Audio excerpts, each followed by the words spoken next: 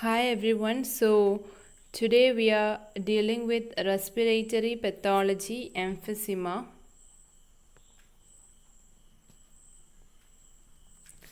So first of all, we will start from the basic, that is about the respiratory tree. So you have initially trachea dividing into two bronchi, which is dividing into bronchioles. You have terminal bronchioles and you have respiratory bronchioles, alveolar duct and then alveoli. So in emphysema, which part is getting affected? It is this portion, and what is it called? Acinus. So acinus includes respiratory bronchioles, alveolar ducts and alveoli, all these three. Okay. So either you can get which part of the lung tissue is getting damaged in emphysema, it is acinus, or you can say it is distal to the terminal bronchiole. So what does this acinus include? Respiratory bronchiole, alveolar ducts and alveoli. Now just go in detail about the pathogenesis. You can see that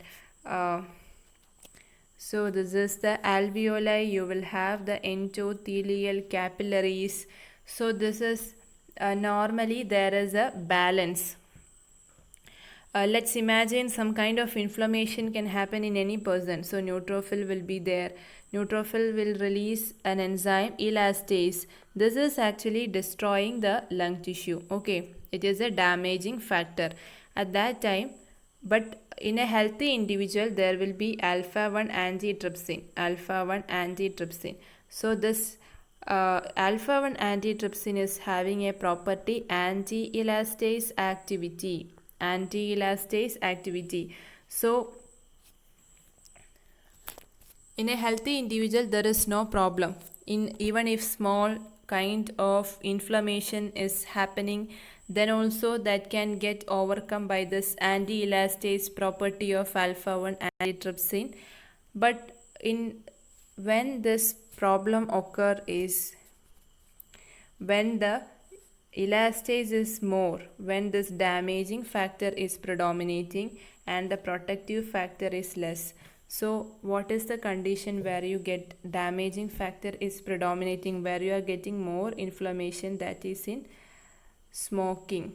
Smokers, more neutrophil infiltration will be there, more elastase, so more damage to the lung tissue. At the same time, where you get this decrease of this protective factor, some people they have a congenital deficiency of this alpha-1 antitrypsin enzyme, so that they will be not having this protective factor.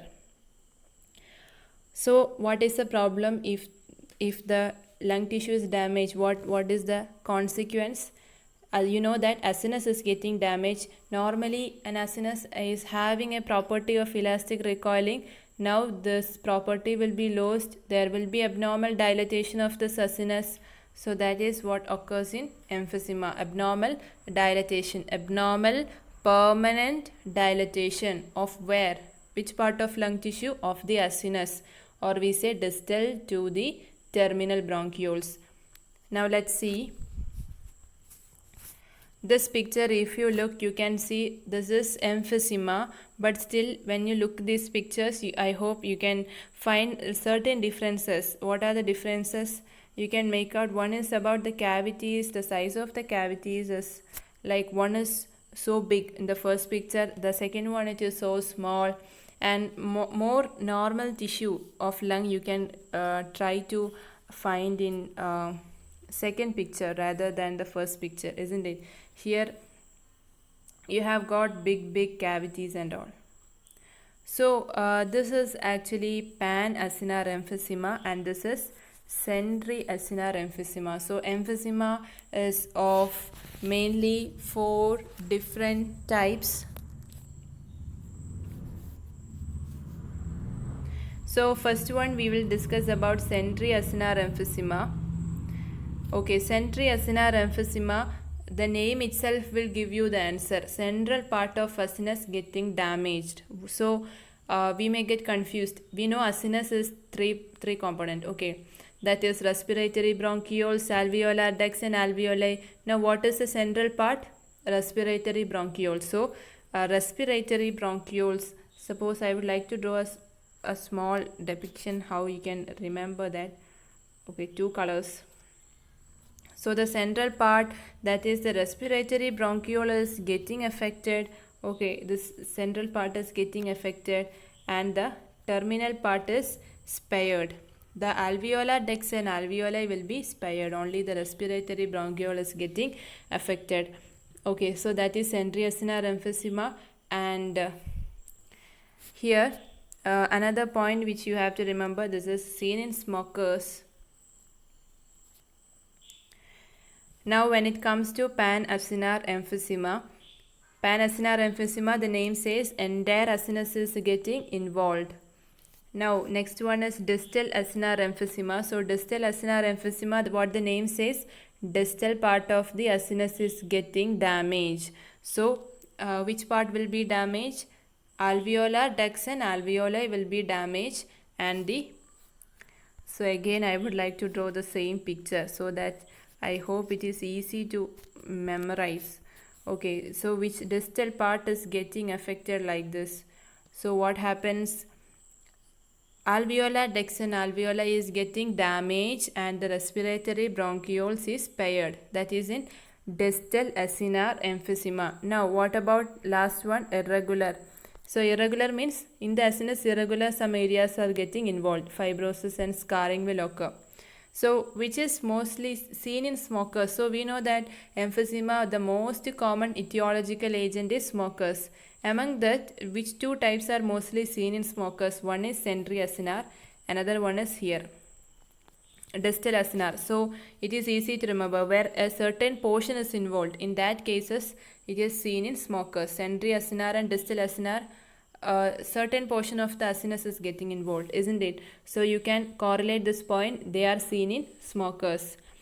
Now pan-acinar is mostly seen in alpha-1 antitrypsin deficiency, in such people who are having the deficiency of that. We know two of the factors can contribute to this emphysema. So centriacinar and distal acinar mostly seen in smokers, and alpha-1 AT deficiency is mostly in pan-acinar emphysema. Now which part of the lung is involved? Okay, that we will discuss at last.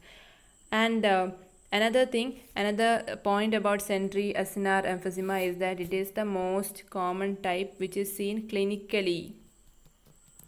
At the same time, irregular emphysema is most common which is seen type of emphysema histologically. Most common type of emphysema seen histologically, it is irregular emphysema. Now in the centriacinar emphysema, here the upper lobe of lung is getting affected. In pan-acinar, base of lung is mostly affected. So I would like to describe it. Maybe you can understand. So we know that this is actually seen in smokers. So in smokers, we told there will be more inflammation. So more neutrophil inflammation will be there. Okay, so only protection now that they can have is how much alpha-1 antitrypsin is present. So in the upper part of lung, we know less perfusion. So in the serum, less alpha-1 antitrypsin will be there. That's why the damaging factor is actually smoking. So the inflammation will be there overall. And when you compare the protective factor is less in the upper part of that is upper lobe of the lung, because less perfusion in that region. That means in the upper lobe you can get severely getting affected in the upper lobe. Now when it comes to pan-acinar emphysema, mainly the problem is there is no protective factor.